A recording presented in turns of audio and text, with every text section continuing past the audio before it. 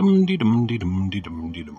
Dum dee dum dum dum dum dum dum dum dee dum dee dum dee dum dum dee dum dee dum dee dum. Oh, hey guys, how you doing, man? Oh, hey, what's up there? Hey, what you got hiding in that little folder there? I see it sticking out there. It's all shiny and viscous looking. Promise you won't tell? I promise, motherfucker. It's CG woo-woo. CG woo-woo? What the fuck's that, man? Let me fucking show you, dude. Holy goddamn shit. Well, I saw my boss's stuff in the fridge at work. Said, how do you like your lemonade? Well, I got an attitude just for you. And it sure was fucking minute made. Okay, I know I said that we were going to do a review of Moon Knight, but I wanted to first of all finish my review of WandaVision, because in the last episode of CG Woo Woo I'd only gotten about halfway through the season, and then I also want to do a review of Asohka, because I've been watching that up to the current episode where Grand Admiral Thrawn is finally revealed, and I want to do that before Moon Knight, and then if we have time we'll get to Moon Knight, and otherwise I promise we'll get to my review of Moon Knight the next episode. So I'll have to say I was disappointed with the second half of or actually the last two episodes of WandaVision, because up until that point, the only thing that really got me annoyed was the snarky know-it-all, girl with the glasses. But other than that, some of the other stuff was pretty entertaining. But it didn't distract from this dark, gritty sort of David Lynch type of ambiance that I was saying that I really liked in it. And they could have done something more, but the ultimate letdown for me was just where the story went and how it got wrapped up, because it was revealed that nosy neighbor lady that she had was a witch, and that she was doing all of the evil, and so that means that the Scarlet Witch wasn't culpable for the pain that she was causing for other people. It's kind of like it's pathetic. It's not making characters as gritty and complex as they should be. It's like George Lucas trying to whitewash Han shooting Greedo first. But because really, if somebody's sitting across a tiny little bar table and you're shooting someone and it just goes over your shoulder, that's stupid. Like a 3-year-old could shoot somebody across a table. And but what really disappointed me about how it ended was they could have even done something really cool and clever with the evil witch, because they made Wanda a pretty cool good witch, a pretty gritty good witch, but this evil witch was I knew something was getting hokey when they went down to the basement to find the kids, and it looked like a Disney version of a Hammer film set, some cheesy old Hammer horror film set from the 60s, which I do love. I don't say that insultingly when I say cheesy, because there's an element of campiness that's just part of the genre of B-movies, and it actually adds to their charm. But that's a rabbit trail. So back to what I was saying. They go down to the basement to find the kids, and all of a sudden they're on this, Disney Hammer horror film set, and all of a sudden the pesky neighbor lady is really fucking Bette Midler from Hocus Pocus. She's a pathetic Disney bad witch.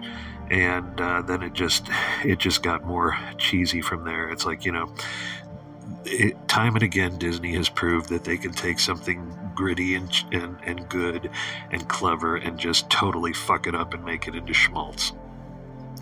Stephen Hawking could shoot somebody from across a tiny little bar table. What, too soon? No, fuck you. He went to the Epstein pedo island. He's fair game. Now, the final ending of WandaVision, where, she realizes that, even though she loves Vision and her kids and she wants to be in this illusion forever, that, that there are real people involved, and she realizes what she did, and, that she had to let the whole thing come apart. And that was sort of interesting how they resurrected evil white Vision, but white devil Vision anyway. But that is my review of WandaVision. I would give it 2.5 to 3 out of 5 stars. And now for Asohka, because I just got done watching The Mandalorian, which I, spurged out over, despite all the bullshit with Gina Carano. And So I followed the storyline, from where they left off in Mando, and then I was also familiar with Ahsoka from, watching the Clone Wars cartoon years ago, and I even caught a few episodes of Star Wars Rebels, but I will admit that a lot of the stuff I know about Star Wars Rebels is just from osmosis, from little things I've heard from other people's reviews, just because, I tried to watch Star Wars Rebels a few years ago, and, it was one of those Toon Disney cartoons, and it was a little too campy because, for me, because I tend to like grittier things. I'm a total horror buff. I love horror over sci-fi or fantasy, even though I love all three genres. But, the thing is, when things are really a little too geared towards a younger audience, I just totally rip apart all the campiness and the hokiness, and so I couldn't really stomach it at that time. But maybe I'll try to give it another watch, because I've become a little more interested in it, because I understand a little more about the characters now and the storyline. And so, watching some of the backstory, I might see if I can stomach watching a Toon Disney show. And now for the Forteana. First item. This was actually something I saw in Forbes, and so if the fake news media is talking about it, you know that it's got to be a psyop. But anyway, apparently, a second Earth-like planet has been discovered within our own solar system. Apparently, this is in the Kuiper Belt, and this is what's, the gravitational mass of this body that's supposed to be about the size of Earth is what accounts for all the anomalies that they're discovering with other smaller bodies like dwarf planets in the Kuiper Belt. And so I sent this message to Dr. Robert M. Price, who I'm a big fan of. He's one of my Facebook friends, and I said, Yuggoth? And so he responded and says, yeah, we should lobby NASA to name the planet Yuggoth. But I think they named it something else. But anyway, that maybe that's the homeworld of Oumuamua. Since Oumuamua abruptly left our solar system, or so we thought, and then it came right back, maybe it went out to the Kuiper Belt, to its home planet, and came right back. But of course, you want to find out what's going on with Yuggoth, you need to talk to the tech guys, especially old Zuck, because Zuck has exhibited what I call the Innsmouth look for some time now. In fact, the deep ones love Zuck. That's why he's been getting all ripped and doing jujitsu. It's to deflect from the fact that he's exhibiting the Innsmouth look, and he has for some time now. Actually, he always has. Zulk is a feckin' goofy bastard. Okay, next item of Forteana. Apparently, we have discovered a site that's something like 500,000 years old, and it's some type of either petrified or wood that's been preserved in mud or some type of sediment, and it's been proven that it was tooled and that right angles were cut into it to fit them together like Lincoln logs. And apparently they dated this material to 500,000 years ago, or almost that much. And of course they're saying, well, it's highly unlikely that it's our branch of the human family that tooled these or made these. But of course, the out of Africa theory has been disproven now for some time, and the only people who talk about that shit are National Geographic and the public school system. But anyway, be that as it may, it's very interesting, has all kinds of different implications. I remember back in the 80s, I was literally like the baddest motherfucker on wheels, because I would wear these roller skates and I'd get my hair all feathered up and parted down the middle with that rockin' mullet, and I'd put a Asian headband on that has a Japanese martial arts symbol on it or something, and tie it up in the back like Rambo. And then I'd have these two wooden ninja swords crossed over my back, so I could get to them when I needed them. And I'd be going down the hall with these fucking roller skates, and then I would just I looked so sweet with that mullet and that headband, and I grabbed those two swords and I held them out, and then I would pivot and do a little pirouette and swing around with them swords, and I'd smack all the fucking mooks in the face with it. And my buddy had these nunchucks, but they weren't as badass as mine because they were practice nunchucks. They were foam nunchucks. You had to fucking swing really hard to hurt somebody. But if you smacked them in the nose, it would be like getting hit with a blackjack or something. And now we're going to deal with some classic supernatural fantasy. Classic, yet a bit obscure, a bit unknown, even by people who are really, really into some of the more outre things like Lovecraftiana. Because this writer actually, in my opinion, encapsulates the best of both worlds as far as the type of fiction that you would get from writers like C.S. Lewis and I dare say J.R.R. Tolkien. And there is overlap with the supernatural horror world of H.P. Lovecraft. And who is this writer that encapsulates C.S. Lewis meets H.P. Lovecraft, you might ask? His name is Charles Williams. And he, in fact, was one of the Inklings. That group of writers who were Oxford professors who got together and bounced ideas off of one another, and some of these amazing epic sagas like C.S. Lewis's Narnia Chronicles, Tolkien's Lord of the Rings, which is the most well-known. But then there are more obscure people like Charles Williams, who wrote All Hallows Eve. There was also a book about a jewel that was in Solomon's crown. I forget what the name of the book was, but I actually read about 4 or 5 of these books when I was staying at a monastery in California. And I was blown away by them. And then I started reading about his life, and he was really one of the most curious Inklings, especially, about as curious as his writing. But he was a Christian, but he was a more esoteric type of Christian, and he was actually a member of the Hermetic Order of the Golden Dawn, which was essentially what sort of used theosophy as a springboard to revive ceremonial high magic in the 19th century. And were it not for the Golden Dawn, then later degenerate systems, which we won't name, wouldn't have developed as either. But people who do the Skittles Eye of Horus stuff. But the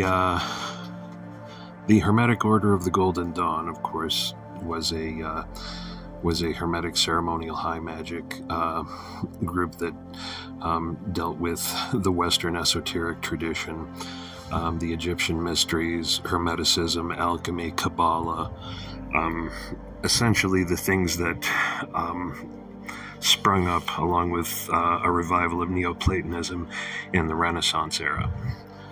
And these were all synthesized into what we call the modern Western esoteric tradition.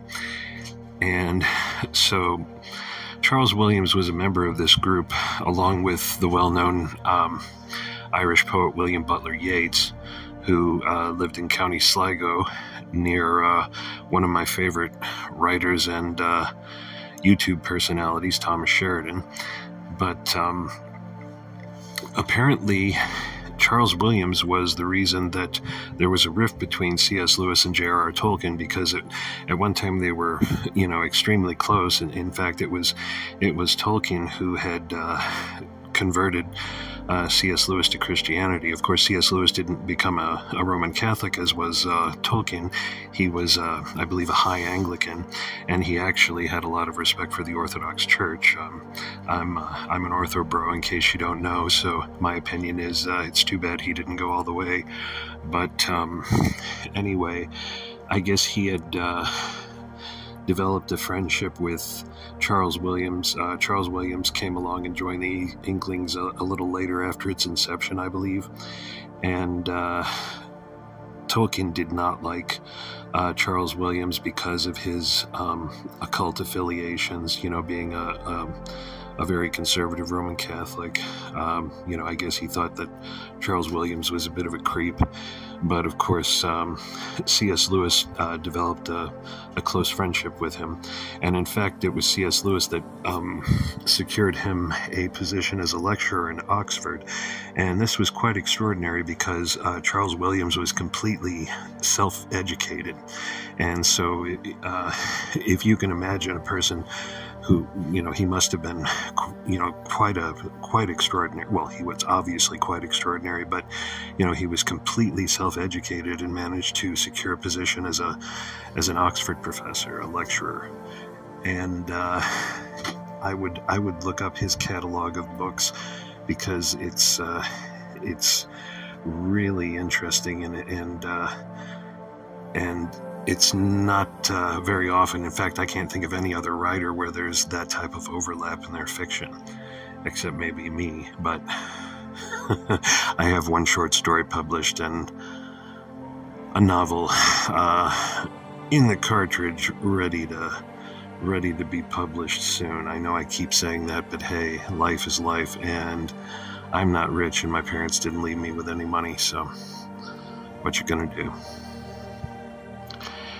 As popular as this virtue signaling thing has gotten in the past few years, I think instead of saying hello to people, I should just shout out the most virtuous thing I could possibly think of as a greeting. I think I'm gonna go outside and try it right now.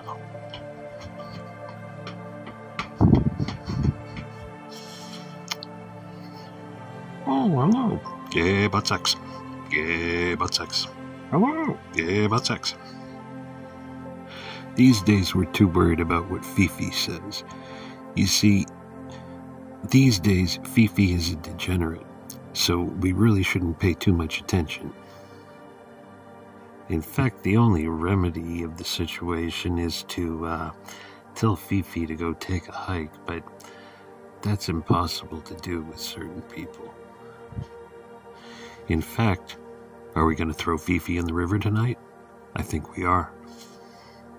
'Cause that's where degenerates end up, in the fucking river. Do you think the Atlanteans, who made Lincoln Logs, 500,000 years ago gave a shit about Fifi? No. If you started talking about Fifi, they'd have called you a fucking pussy. Fifi, Fifi, Fifi.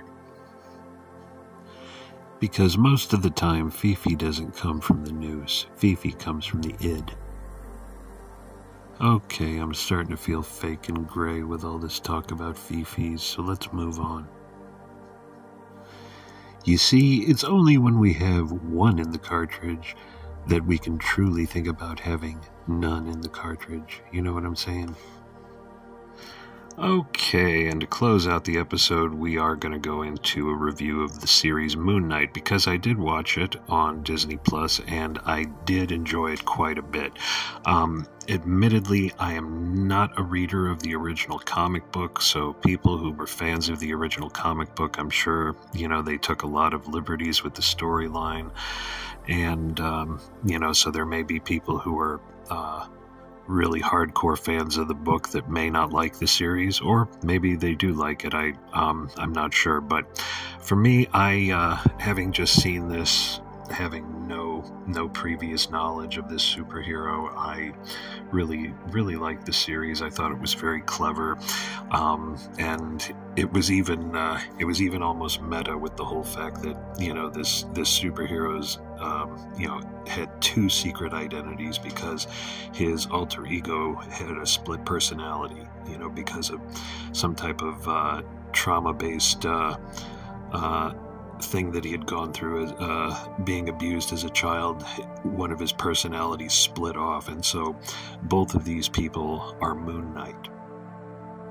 And the star of the series, the actor who plays Moon Knight, is Oscar Isaacs from the Disney Star Wars trilogy, and also from oh my goodness, I can't remember the name of this movie that I saw him in. Anyway, I'm talking like a stupid stoned old man. Wow, what a coincidence. And the two alter egos of Moon Knight are Mark Spector and Stephen Grant, respectively. Mark Spector is the badass killer-for-hire mercenary who is pretty much himself when he wears the Moon Knight armor.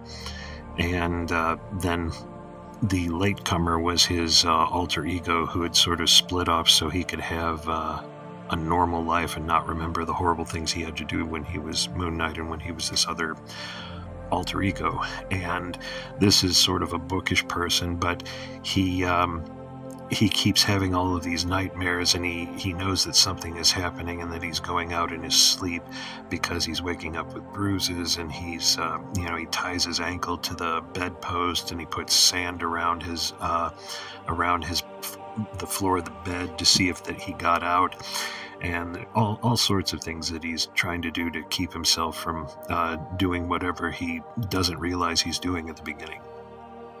While he's disassociated into his second personality, he runs into who he doesn't know is his wife, who is also apparently a mercenary as well, and is involved in these types of contracts and espionage and whatnot. So Moon Knight is essentially an avatar of the Egyptian god Khonsu, or Khonshu as they call him in the film, and he is an Egyptian lunar deity. I don't think he's a main lunar deity in the actual Egyptian pantheon. When you're talking about pop culture, they make all kinds of different riffs, and every depiction of Khonshu I've seen shows him with a ram's head. They had him wearing some sort of plague doctor mask looking ibis skull, like he was Thoth. And Thoth is, interestingly enough, a lunar god.